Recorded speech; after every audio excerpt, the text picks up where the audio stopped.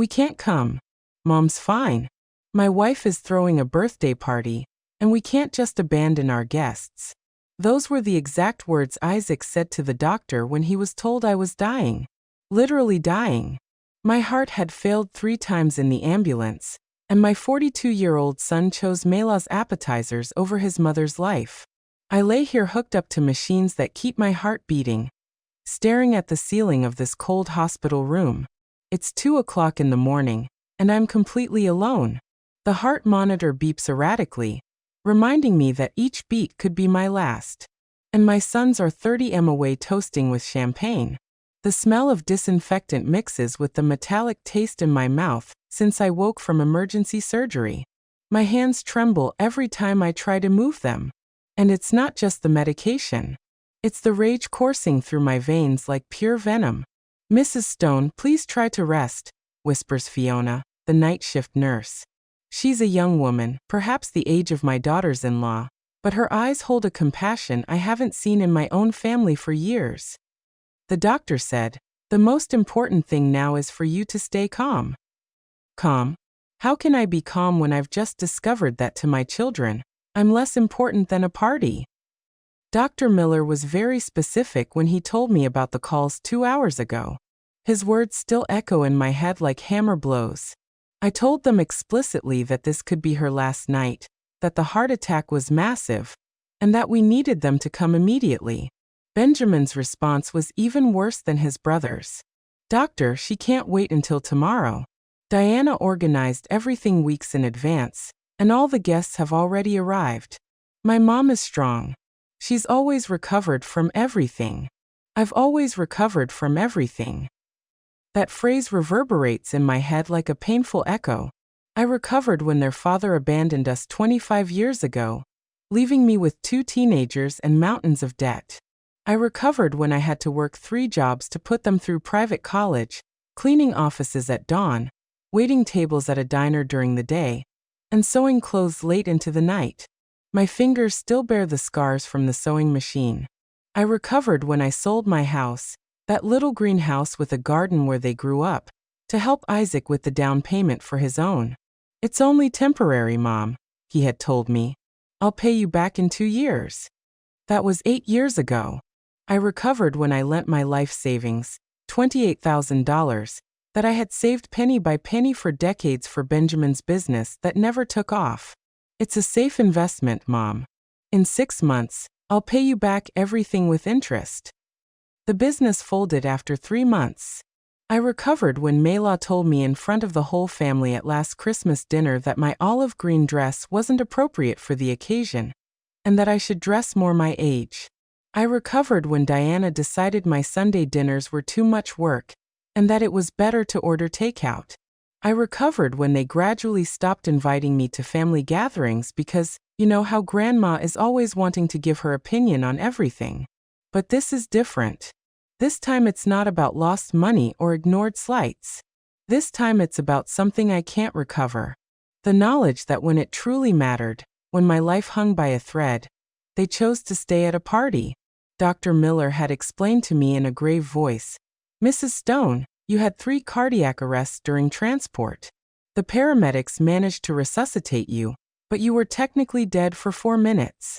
It's a miracle you're here talking to me. For minutes dead, and my children were worried about not ruining Mela's pink party decorations. The door to my room remains closed. No worried calls in these 5 hours since I woke up. No text messages, just the constant sound of the machines keeping me alive and the echo of their words. We can't. My wife is throwing a party. Fiona checks my vital signs every hour. Your blood pressure is a little high, she says with genuine concern. Are you thinking about something that's making you nervous? If she only knew I was thinking about 66 years of unconditional love thrown away for a birthday cake in colorful balloons. At this moment, as I look at the city lights through the hospital window, something inside me is breaking definitively. And it's not my heart. It's something much deeper. It's the last drop of hope I had that maybe, just maybe, I still mattered to someone in this world. Tomorrow they'll call. I'm sure they'll show up with cheap supermarket flowers and well-rehearsed excuses. They'll say they didn't understand the gravity, that they thought it was another one of my exaggerations, like when I fell and fractured my wrist last year. And it took them 3 days to come see me. But it's too late. Tonight, they've shown me exactly where I stand on their priority list. And that place is very, very low. I close my eyes and transport myself back 40 years. Isaac was 2 years old, and Benjamin had just been born. We lived in that small 2-bedroom house in the lakeside neighborhood with walls so thin I could hear the neighbors breathe. Robert, my husband then, worked at the textile factory, and I stayed home taking care of the children. I remember perfectly the smell of baby powder, and the sound of their giggles when I bathed them in that second-hand plastic tub we bought. Isaac was always the clingiest with me. "Mommy, mommy," he would repeat all day, following me around the house on his chubby little legs. Benjamin was more independent, but when he got sick he became my shadow, asking me to sing that lullaby I had learned from my mother. Everything for my children, I told myself as I sewed clothes until 3 o'clock in the morning to sell at the market on weekends. Every extra dollar went directly to their needs. New shoes when they grew, school supplies, Isaac's soccer classes, Benjamin's guitar lessons. I wore the same gray dress for 2 years straight, but they were always impeccable.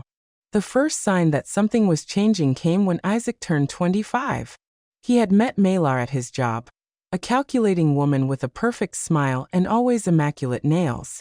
The first time he brought her to dinner, she examined my house as if she were evaluating a dilapidated property. "Cecilia," she said to me with a smile that didn't reach her eyes, "don't you think it would be better if Isaac and I spent Christmas at my place this year? My family has deeply rooted traditions, and well, my mother is used to doing things a certain way." That Christmas, I ate alone for the first time in 25 years. The turkey I had bought remained untouched in the refrigerator for a week. When I asked Isaac how dinner had been, he replied, "It was amazing, Mom. Mayla's house is spectacular. It has a dining room that looks like it's straight out of a magazine. And the food, well, her mom is a really good cook." As if my 30 years of cooking for him had meant nothing. Benjamin followed the same pattern 2 years later. Diana was different from Mayla, more subtle in her manipulations. She didn't exclude me directly. She simply made small comments that accumulated like raindrops until they formed a puddle of insecurity. "Oh, Cecilia, how lovely your red sweater is," she would say with a condescending smile. "It's very vintage, isn't it?" I always tell Benjamin that women our age need to update their wardrobes once in a while. Or when I prepared my famous lasagna, that recipe I had perfected for decades. "It's good, mother-in-law, although it's a little heavy for my digestion. I prefer lighter, more modern food." Benjamin has gotten used to my cooking style. Invitations to family dinners began to spread out. First, it was "Diana isn't feeling well and prefers something intimate." Then, "The kids have a lot of homework and need peace and quiet." Finally, they simply stopped inviting me. Linda, my lifelong neighbor, told me bluntly one afternoon while we were having coffee, "Cecilia, dear, your daughters-in-law are pushing you away from your sons. It's the oldest story in the book. I've seen this movie 1,000 times.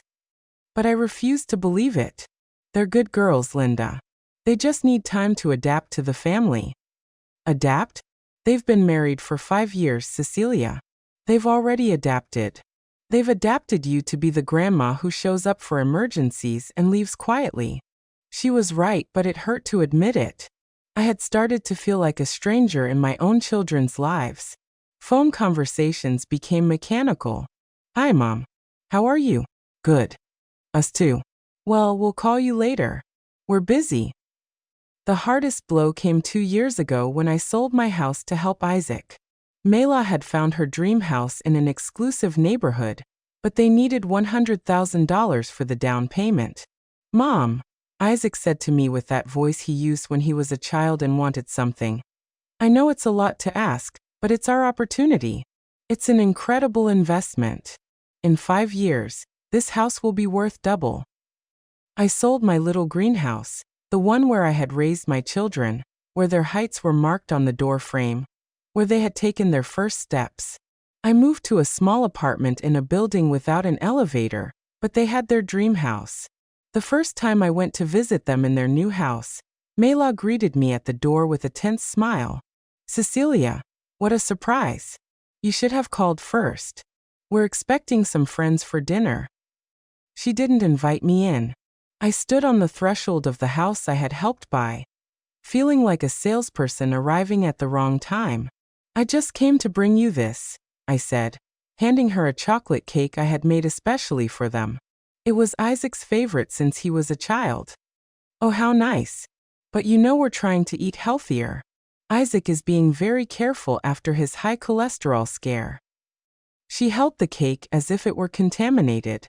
That night, I cried myself to sleep. My son had cholesterol problems, and I found out by chance through a conversation at the door of a house I had helped buy. With Benjamin, the situation was different but equally painful. He had always been more direct, less diplomatic than his brother. When his electronics import business started having problems, he got straight to the point. Mom, I need $8,000. It's to save the business. If I don't get them this week, I'm going to have to close and be in debt for years. It was all my savings. Every dollar I had saved working at Dawn. Every coin I had set aside from my pension for 10 years.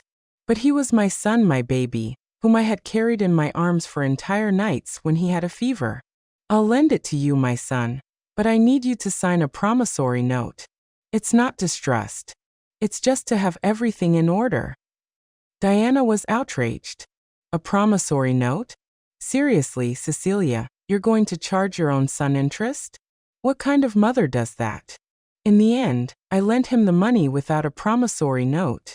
He's your son, I told myself. He knows what that money means to you. The business folded after 3 months. The $8,000 vanished along with years of sacrifices and dreams of a dignified old age. Benjamin told me, Mom, you know how these businesses are. Sometimes you win, sometimes you lose. At least I tried. As if my money had been casino chips and not the result of decades of work. Now connected to these machines in this cold hospital, I understand that all those moments were preparing me for this night. This night when the mask finally fell and I could see the naked truth. To my children, I am dispensable. The pain had started 3 days ago during Sunday lunch at Isaac's house. It was my 66th birthday, although no one seemed to remember it. Mayla had prepared a light salad and grilled chicken.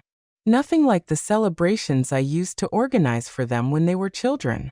Mom, you look tired, Benjamin had said to me while picking at his food without looking up from his phone. Are you sleeping well? The truth was, I hadn't slept properly for weeks. A strange pressure in my chest woke me every night at 3 o'clock in the morning, as if someone were sitting on my ribs. But I didn't want to worry them. I didn't want them to think it was another one of my exaggerations, as they had started to call my ailments. I'm fine, honey. Just a little heartburn at night. Mayla had let out a dry laugh. It's just that at our age, the body doesn't process food the same way, Cecilia.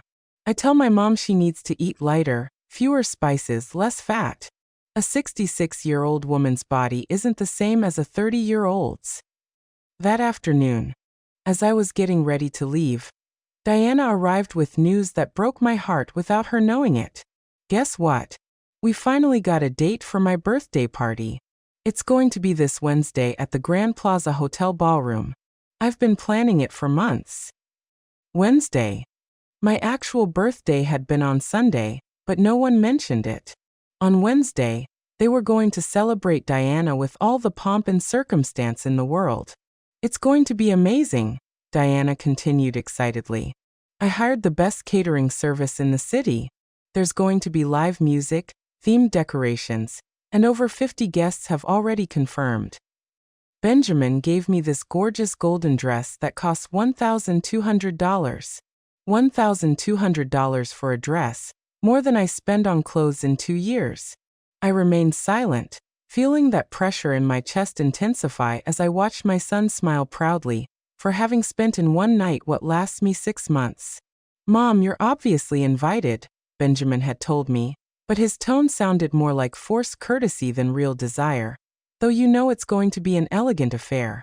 Diana invited many important people from her work. The message was clear. Come, but don't embarrass us. On Tuesday night, a day before Diana's big celebration, the pressure in my chest had become unbearable. My left arm ached, and I had nausea that made me double over in bed. I called Isaac at 11 at night. Mom, what's wrong? We're watching a movie. My son, I feel very sick. I have a chest pain that won't go away. Did you take anything? Chamomile tea? Maybe it's stress. You've been very tense lately with Diana's party. Look, we'll stop by to see you tomorrow after the celebration. I hung up, feeling more alone than ever. Even my pain had to wait for my daughter-in-law's party to end. That night, I couldn't sleep for a minute. The pain spread through my jaw, my neck, my back. It was as if a giant elastic band was tightening around my torso. At 5 o'clock in the morning, I called Linda. My dear, that doesn't sound good at all, she said after hearing my symptoms. I'm coming over and taking you to the hospital. No, Linda, it's Wednesday. It's Diana's party. I don't want to ruin. Ruin what, Cecilia? You're describing heart attack symptoms. Do you think a party is more important than your life? It turns out it was. It turns out that for my children, a party was more important than my life. Linda arrived at my apartment at 6 o'clock in the morning and found me sitting on the edge of the bed, sweating coldly and breathing with difficulty. We're going to the hospital right now, she said with that firmness that only true friends have. In the taxi to the hospital, the pain intensified to the point of being unbearable. It felt as if a knife was being plunged into the center of my chest and slowly twisted. I squeezed Linda's hand with all my might. Hang in there, Cecilia. We're almost there. In the emergency room, everything happened very quickly. The electrocardiogram showed worrying irregularities. My blood pressure was through the roof, and the cardiac enzyme levels confirmed what the doctors already suspected. I was having a massive heart attack. We need to operate immediately, Dr. Miller had told me as he prepared the gurney to take me to surgery. Is there anyone we can call? Close family. With a voice choked by pain and medication, I gave them my children's numbers. Please tell them it's urgent to come now. Linda stayed holding my hand until they took me to the operating room. I'll stay here until you come out. My dear, you're not alone. But I was alone.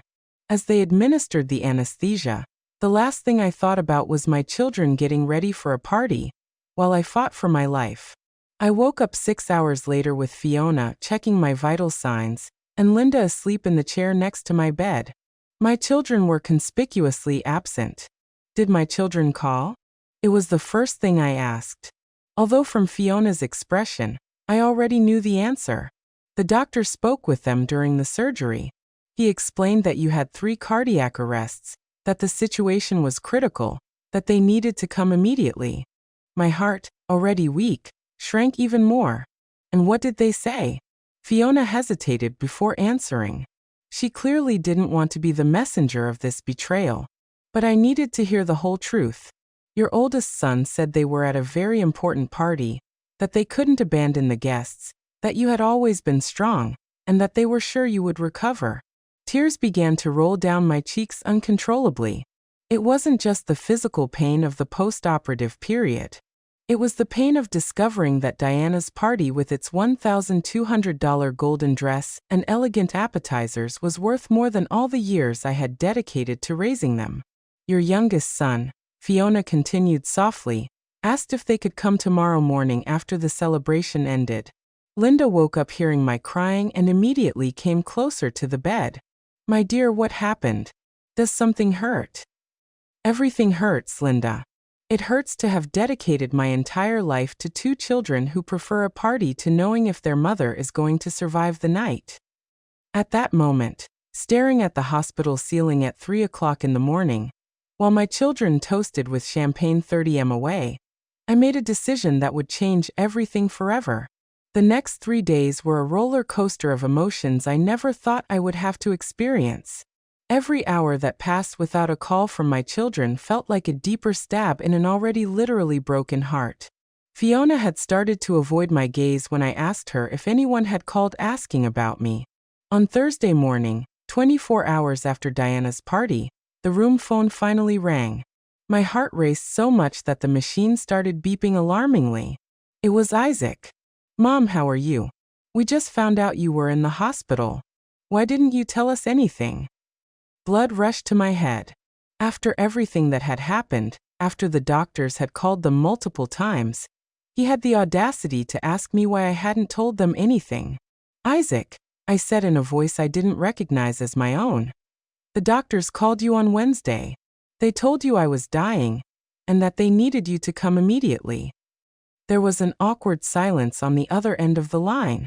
"Oh yeah. Well, Diana's party was very important. People had come from very far away. We couldn't just cancel everything.